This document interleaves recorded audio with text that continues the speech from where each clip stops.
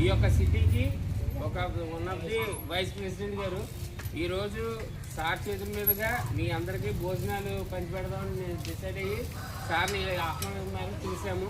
Sir తప్పకుండా వస్తాము, మీ యొక్క సేవకు మేము కూడా సర్వీస్ అందిస్తామన్న కారణంగా సార్ వచ్చారు.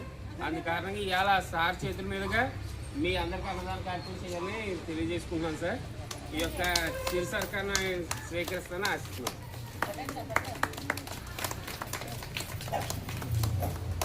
అదేవిధంగా మన